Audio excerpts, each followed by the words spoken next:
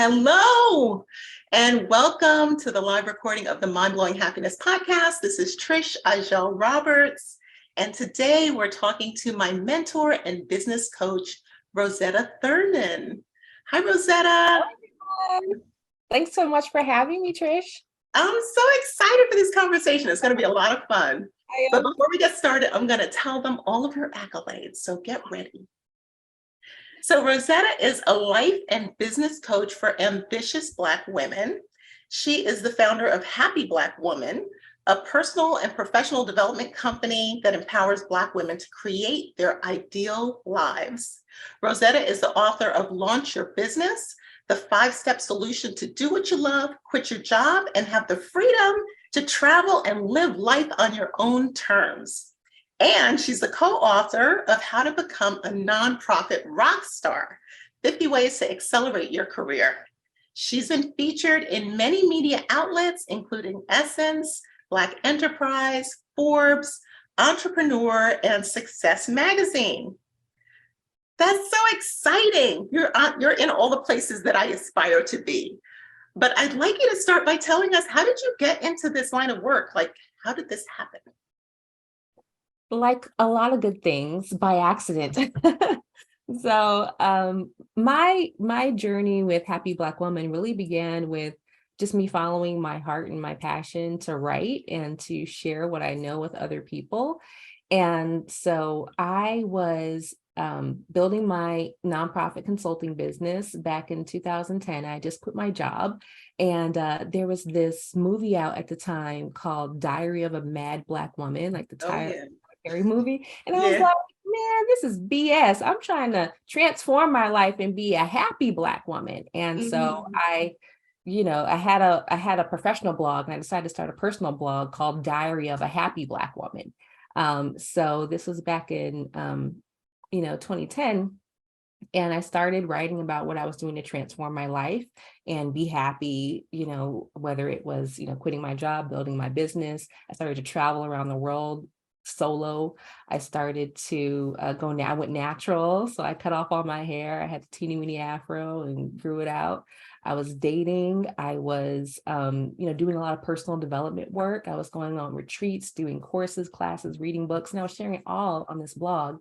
And what happened was organically, all these other women started reading it, leaving comments. We started meeting up, and man, fast forward to today, and it's a whole business that has courses, retreats, events, masterminds, all kind of good stuff, all to empower Black women to create their ideal lives. Yes, and I was at your retreat in January. The Manifest Your Vision retreat was amazing. That's so fun. It was, and I love how you say it was organic. Because for me, I started with the meetup group. I just was, I had stopped eating meat. I decided to go vegan. And I was like, I don't know, like even one person to have lunch with. So I just started a group just to kind of meet some people. And the next thing I knew, it's like 8 years later, there's like 5,000 people in the group, So it's beautiful when you just do something that you're enjoying anyway, and let it kind of help you find your audience. Exactly. Yeah. So today I'm excited about this topic. I'm calling it a topic mashup because I'm putting together 3 things that I know they resonate with me, and I know they resonate with you because I feel like both of our businesses are really passionate on these topics. Right. So it's love, money, and purpose for Black women. And I think for us, our love, money, purpose story is a little bit different. So I'm looking forward to getting into that. Any thoughts on it before we get started?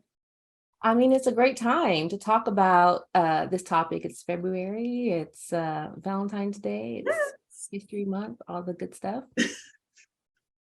Exactly. So I am actually leading my Love, Money, Purpose 3-day challenge starting next week. And like you said, it's Valentine's Day. So the first day is going to be love. The second day will be money. The third day will be purpose. And it's really an opportunity for people to level up those 3 areas, even if it's just one action item for each day. So showing up each day is half the challenge, and then the other half is having an action item. One of the things that I tell people, and you probably would agree with this, is that 99% of your success is showing up for stuff. Absolutely. Yeah. Mhm. Right. And I also think all these things are connected, love, money, and purpose. I mean, the way that we view and show up in all those areas, it's all connected. So yeah, I'm excited to have the conversation. Yeah. So the first thing that I want to talk about is love. And growing up, I guess we start off with these ideas of puppy love and family love. We get older, we get into romantic love. I think as we mature a little bit more, we start noticing a little bit more about self-love, how we really feel about ourselves. And then what I like to call kind of that universal love, just being able to be a love magnet, just being able to love without having to know all the data, before you can be loving towards someone. So I have, I guess my first question for you is, what has your self-love journey been like? Well, I love what you said about, that there's all different types of love that we experience and that we encounter and learn about as we evolve.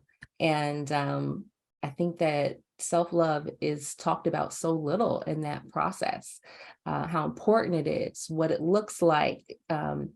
And for me, my self-love journey has been about learning how to be self-approved.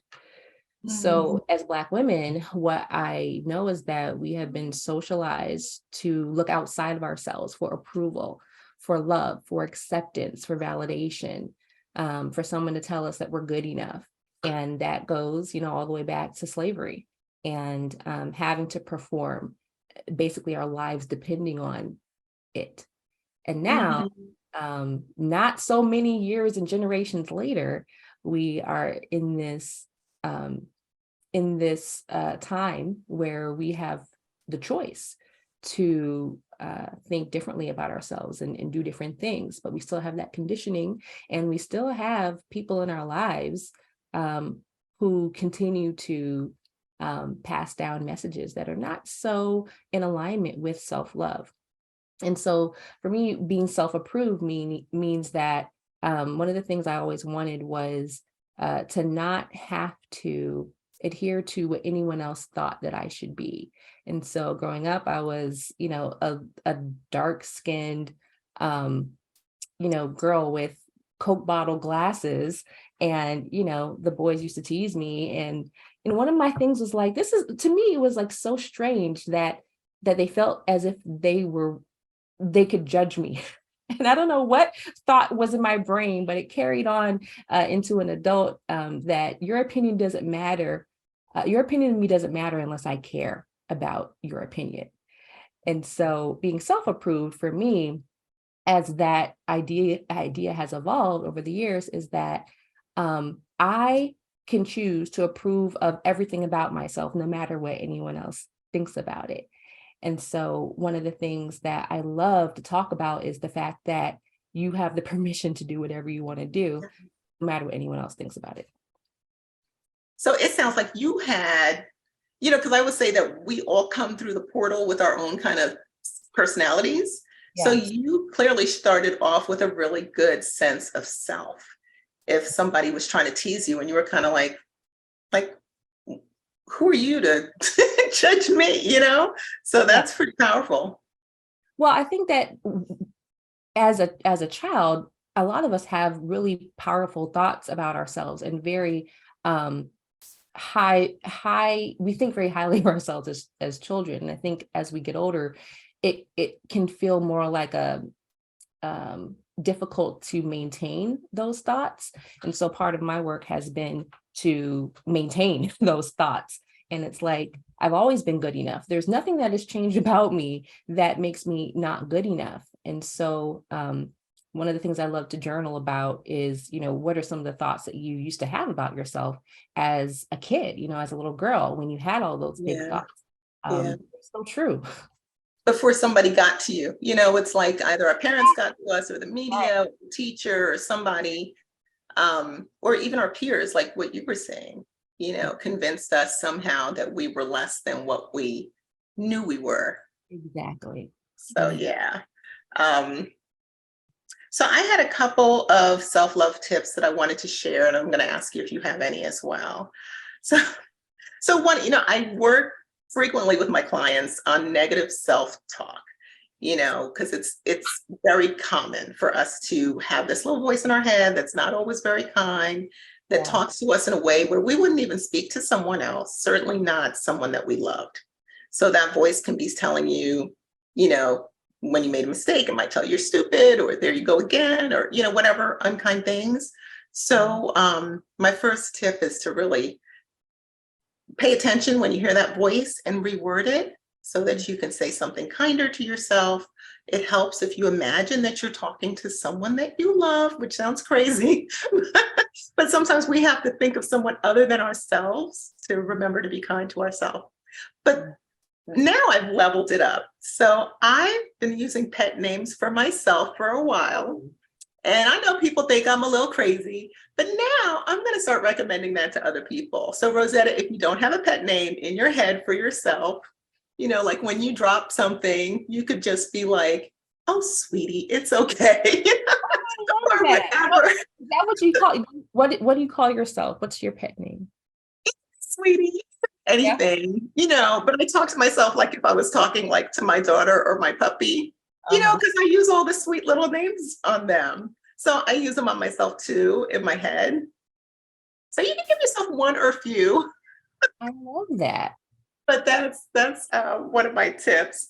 Do you have any that you would share? I love what you said about being self-approving, because that's huge. Yeah. Well, you know, just to go back to that, I think that, like I said, it can feel like a constant and sometimes challenging to maintain those thoughts that, you know, I approve of myself and I accept myself. And so for me, verbalizing how you feel about yourself is really powerful.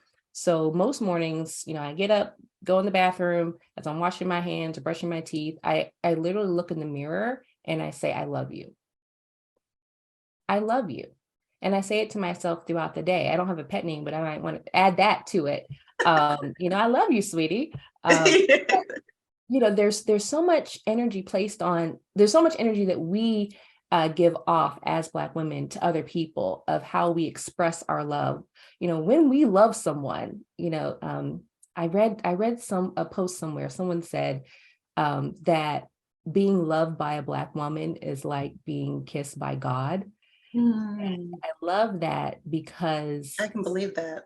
I've had that experience. Soulful. There's right? a soulfulness that I think is different. You know, a hug from, you know, a grandmother, you know, and you know, a child, like there's just something about it. And that's how we are when we love someone, when a Black woman loves someone, that it's deep. And there's so many things that we do for the people that we love, but it's not as deep or palpable or verbal in terms of ourselves. So if you haven't told yourself that you love yourself lately, then maybe you should, you know, tell yourself how you feel about you. We tell everyone else how we feel. On the phone with somebody, all right, I love you, bye-bye. You know, tell yourself, I love you. I love you. I had to write that down. Being loved by a Black woman is like being kissed by God. I've been sending out. I've got to look up who said that. It was I don't know who said. I'm going to look it up. But I've been sending out quotes with all of my newsletters. And this month, Black History Month, I've been trying to be very intentional about sending out Black woman quotes mostly. So yeah, I want to know who said that. That's so juicy. Yeah, it's good. All right, well, so let's get into the money conversation. Everybody loves to talk about money. So for me, this has really been an awakening year for me. You know, I do my vision board every year, and this year I put wealth in the middle of my vision board, you know, because I was out there at the retreat with you. Yeah. And it was a little terrifying. You know, I think anytime you do your vision board really well, it should be just a little bit scary. Yeah.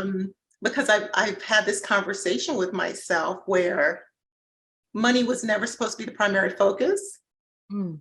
and I didn't But always think it was polite. yeah, it shouldn't be the focus because it's not polite. I know it doesn't always make sense what happens in my head, Rosetta. It's amazing what we think, though. I mean, I think, anyone listening, to really examine their thoughts, it's so awesome that you brought that up. Yeah. So now you know what's been going on in my head. But what I was learning about these kind of money stories that we tell ourselves is, if you grew up without a lot, you may take that story into your life, that there's never enough. Mhm. Or if you, you may even feel like you're not good enough, Right. which is what, I don't know if that's my thing, not good enough. But I Mhm. think for me, it was always like I never felt better than anyone else. Yeah. And I think part of that conversation of equalizing in my head was that I don't need to have more than other people, but that doesn't help anybody, right? Yeah. So what do you think about this, Rosetta? Yeah. Well, I know similar to this is your wheelhouse. had a ton of thoughts that I've had examined. And ironically, I did not actually start examining my thoughts and beliefs about money until I started a business. Mm-hmm. Even when we go into the working world, most women don't negotiate. And when you actually imagine, trickling down to Black women, our outcomes are typically lower than, the average. So if most women don't negotiate, definitely most Black women do not negotiate their salary. Mm-hmm. And so I realized that when it came to, getting a good job, okay, that, that's all right. I feel okay with that. But when it came Mm-hmm. to making a lot of money in my business, that's when things started showing up. Like you said, I didn't grow up with a lot of money. My family didn't have a lot of money. And uh, you know, thinking about and knowing firsthand how little a lot of the people in the world live off of. Yeah. I have an experience of living in public housing. I know it's not a abstract idea. Like I know how poor other people, especially other Black people, are in this country. And so having that thought in the back of your head, you don't realize how present it is until you're faced with the opportunity, I think, to make more than enough. So yeah, I had to look at some of those thoughts, and they came up when you're trying to price your services, when you're looking Mm-hmm. at, what successful entrepreneurs think as normal, and you're like, what? You're gonna charge what? And you're gonna do what and have that? And it sounded crazy to me, all the things that successful entrepreneurs were doing. And it really forced me to re-examine my thoughts on what was possible for me and what I was allowed to have. What you were allowed to have, that's it right there. Yep. Mm-hmm. Yeah, because I think both of both the concepts of love and money to me tie into that feeling of worthiness. Mhm. What's okay for me to ask for. Right. Mm-hmm. Yeah. So I guess I was going to ask you how your money story unfolded. You kind of answered that a little bit. Is there anything else that you would want to add to it? Yeah, I think that part of changing or transforming anything is, about first having awareness with, what those thoughts are and those beliefs are. And then, most people who are not listeners of your podcast, would say, well, that's just how I am. That's just how it is. That's just how I was raised. But if you want to Right. move forward and go to the next level in your life, and especially in your career, in your business, then you want to address it and shift it. So I realized that I wanted and needed to start thinking some more empowering thoughts. Otherwise, I was just going to be stuck making the same amount of money that I was making. And one of the things that I started getting very comfortable with, the thought that I started getting comfortable with and then starting to experiment with, is that it is okay to have more than enough. It's okay to have more than enough. It's safe to have more than enough. It's safe to have a lot of money in the bank. It's safe to make more than the average person that I've ever seen in my life or in my family. It's okay to have more than enough. And intellectually, it's like, oh yeah, sure. But how do you make that real and normal in your body? And so it started with, raising the prices, and it was like, okay, that didn't kill me, proving to yourself, like providing evidence. I think so many of us, we know things intellectually, and we can even celebrate our sisters when they, get success, financial success. But when it's us, I think sometimes we've got to prove it to ourselves that that's okay for us to have, because, hey, nothing bad happened to me.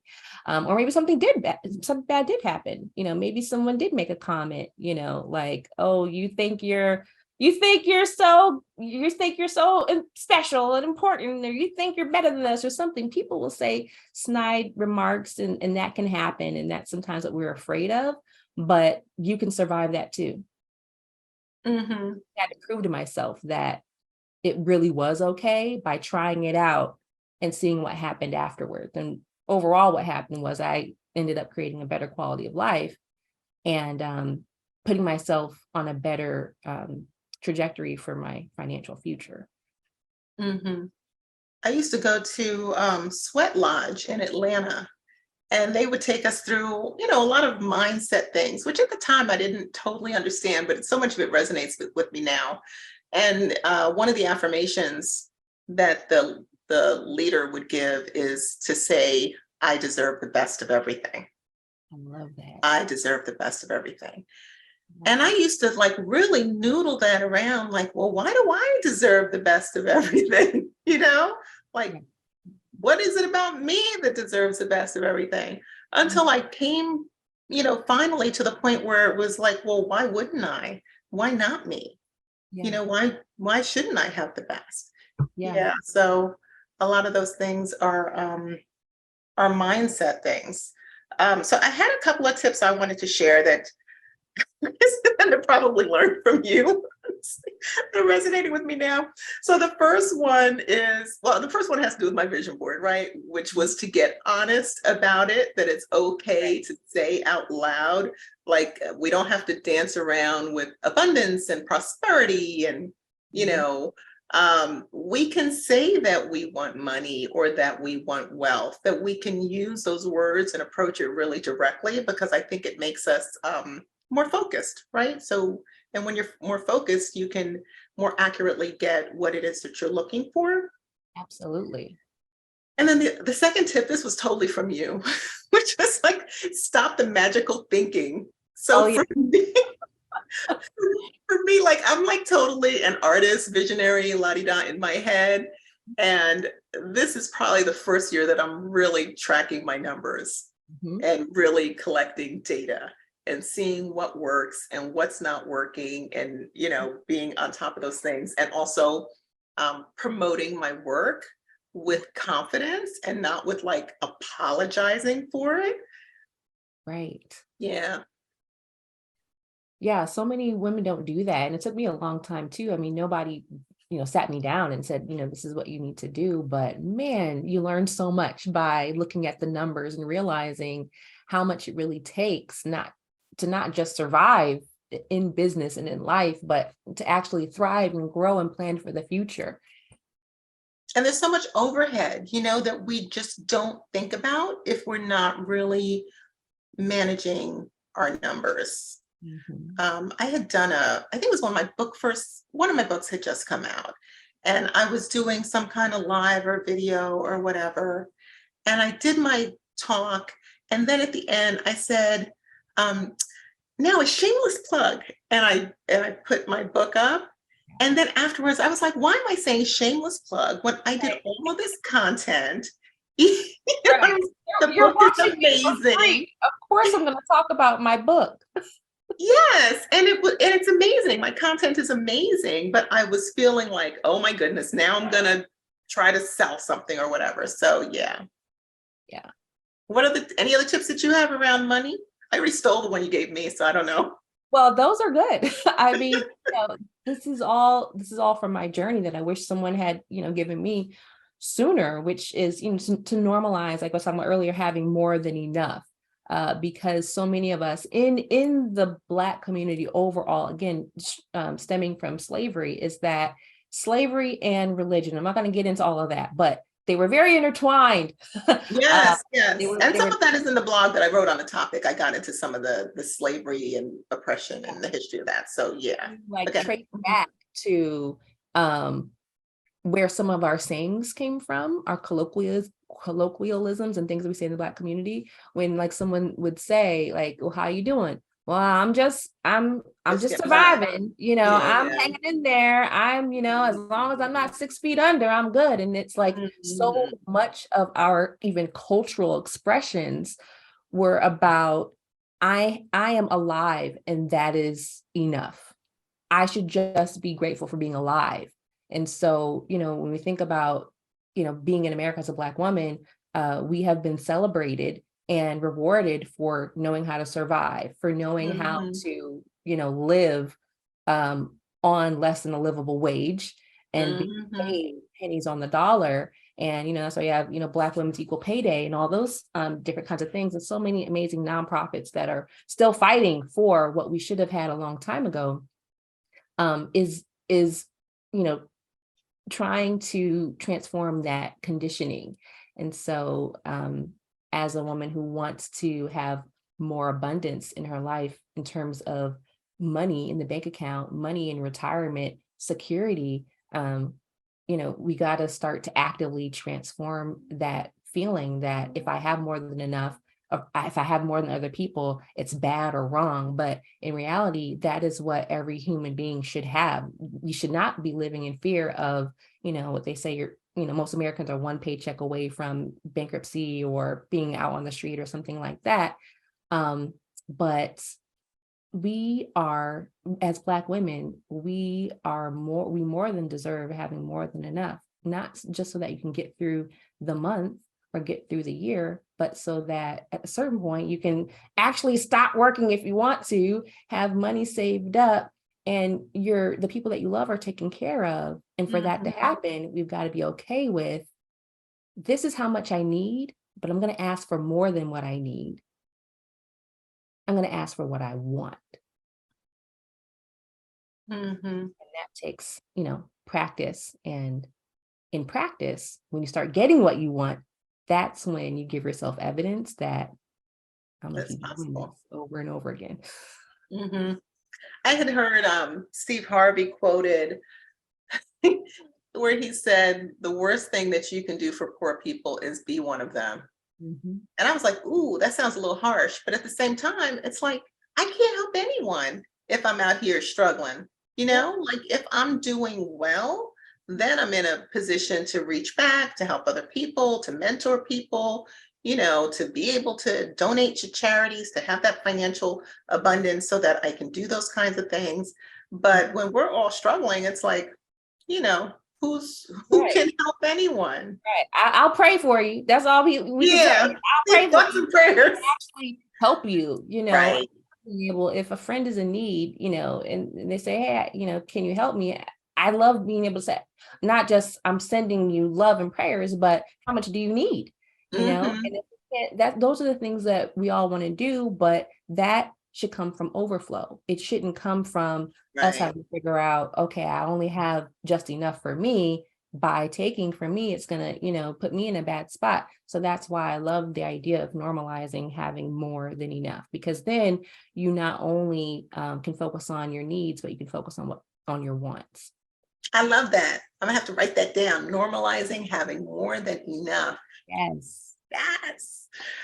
Okay, so I'm gonna move on to purpose. Mhm. And I have a quote here from Oprah Winfrey. She says, there's no greater gift you can give or receive than to honor your calling. It is why you are born and how you become most truly alive. So I love that definition of purpose as like your calling.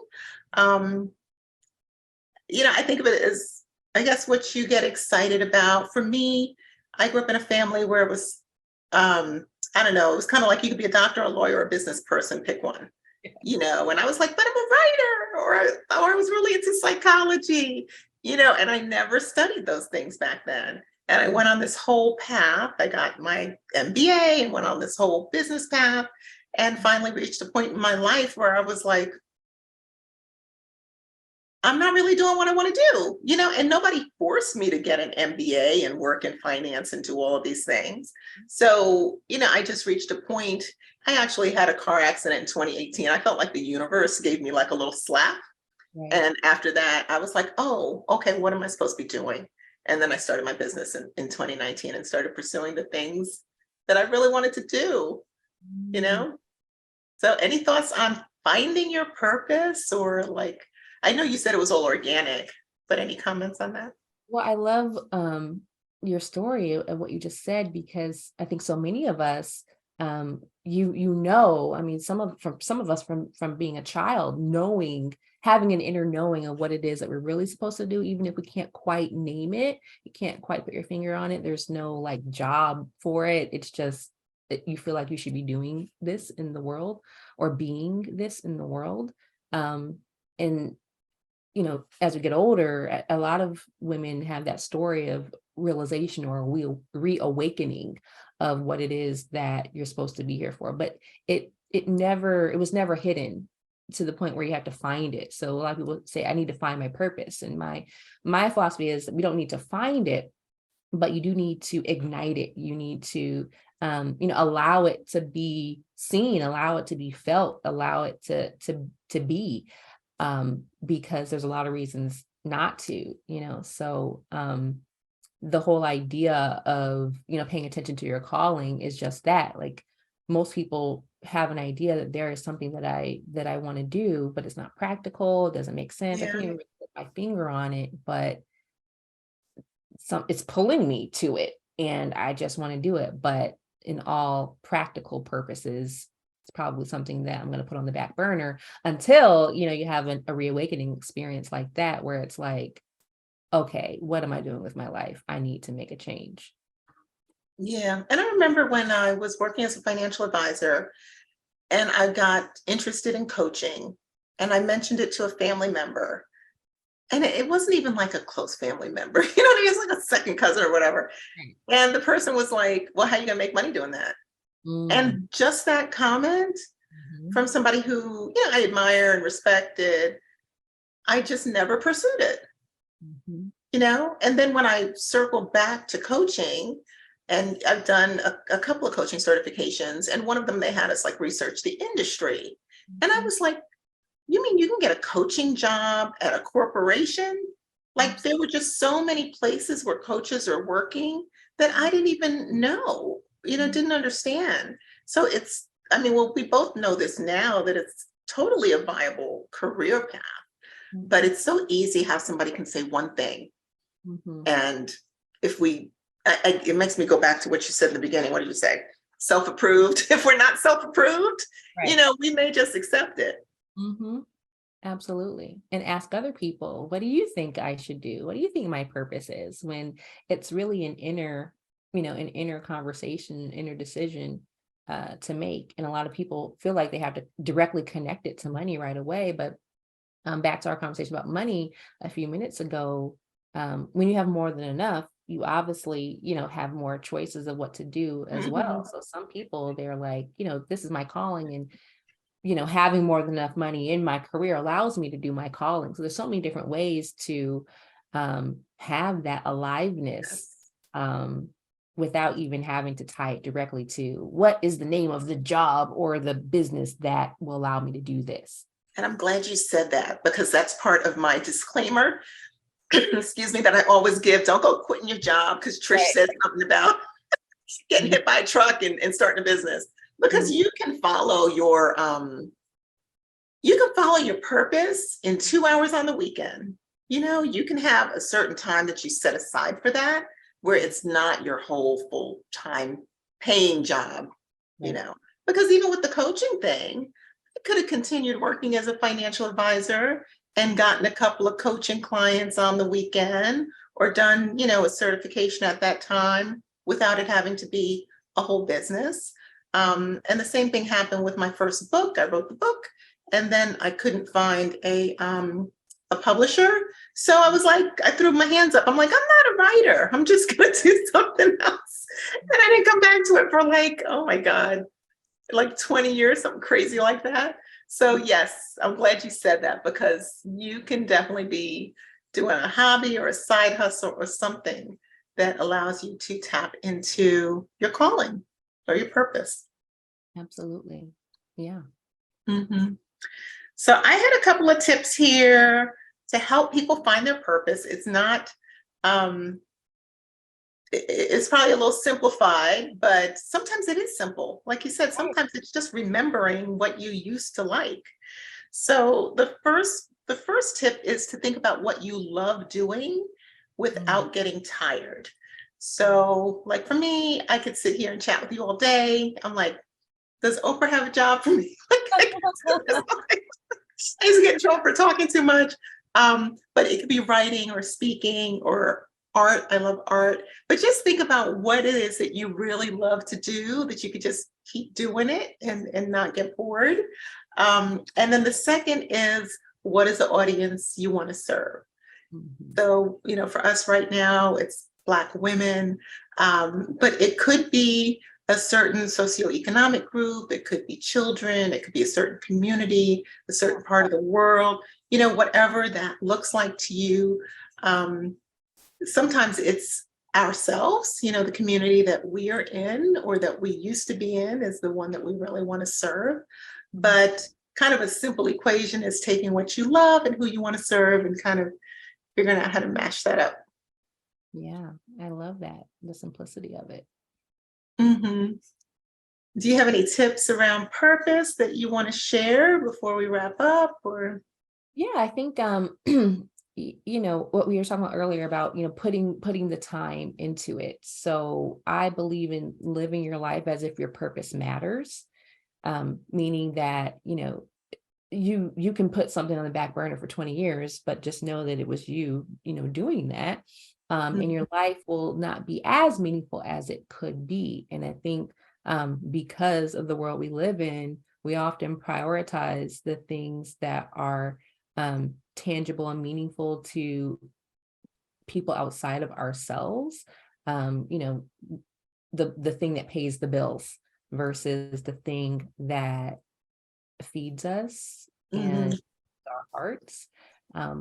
But to get not to get too esoteric, but I feel like the world needs the importance of artists and writers and poets and all of that is because the world needs something more meaningful, something more transcendent to focus on than the reality of where we have come to, the reality of the world, of the things that sometimes we do have to do as adults living in a world that is run by capitalism and is, filled with racism and all these other things that are very negative. So with all of us having other things that matter to us, but not doing them, it just really robs humanity of the meaning that we could have, the happiness that we can have as Black women. Is if you're not getting it from your job and you're not getting it from other places, know that you can create it from within you just by focusing what it is that is calling you. It's calling you for a reason. Yes. If you will follow this calling, if you will follow this energy that is leading you, it's leading you to a place that is going to nourish you. And so if you live like your purpose matters, I think that more of us can be nourished despite what's going on in the world, because we can't control that. Yes. And I love that you talk about creativity, because to me, creativity is godlike, right? When we think, who is God? God is a creator, the world in 7 days, however you look at that, God is someone who makes something out of nothing. And if you believe we're in the image of God or whatever your belief system is around that, we all have some sort of divine consciousness or understanding of that. When we take nothing and turn it into something, whether it is a product, it could be a shoe in a store, it could be a new program, It could be a new business. It could be a muffin or a cookie, a new recipe. It could be anything. But when we take nothing and turn it into something, like that's one of the moments of joy, just sublime joy, the joy of creation. And I think the other piece of that I like to put with that is a sense of wonder. So when you're creating and then you have a sense of wonder, maybe it could be, it could be simple things too, like a sunset, or if you stop and really look at a flower, things like that. It has such a big impact. It can have such a big impact on your energy and your emotion and your joy. So absolutely. I love that you shared that. All those moments, which seem small, they add up to a joyful life. Yes. Okay. Well, so thank you so much for having this conversation with me, Rosetta. I love it. Before you leave, do you have any other words of wisdom you want to share before you tell us all how we can find you? I think that just what we kind of ended on is, if there was a call to action, if there was an action step that we could give to listeners from this conversation, is to go right now, look in your calendar and carve out some time today, tomorrow, or by the end of the week for joy, for meaning, for wonder, for purpose. And the more you do that, the happier you'll be. I like that. And you can go to blackgirljoytalk.com and carve out some time with me. Hey. Talk to Trish. Talk to Trish. That's your next step. That's your homework. Your homework, right? So tell me, I know you have some projects and programs coming up. Tell us where should we find you? Yes. So you can always find me at happyblackwoman.com. And when you go there, you will be able to download the Happy Black Woman Manifesto. It is an inspirational printable, and you can read it in the morning or at night to inspire you as you live out your ideal life. And we also have a membership program that we just launched called the Happy Black Woman Academy. If you want to check that out, you can go to happyblackwomanacademy.com. Thank you. So thank you for having this conversation. I hope you all enjoyed this episode of the Mind Blowing Happiness Podcast. You can visit blackgirljoytalk.com to book a call with me. I'll help you get clear on your goals and see if I can support you in your journey. And make sure to register for the Love, Money, Purpose 3-day challenge for Black women from February 14th to the 16th. You will learn a lot more about the topics we touched on and how you can level up your love, money, and purpose in your life. The link to register is in the show notes. I will say it here very quickly. It's mindblowinghappinessprograms.com/challenge. And that's it. Let's turn fear into love. Enjoy the rest of your day, and may your journey be juicy. Bye-bye, everybody. Bye-bye.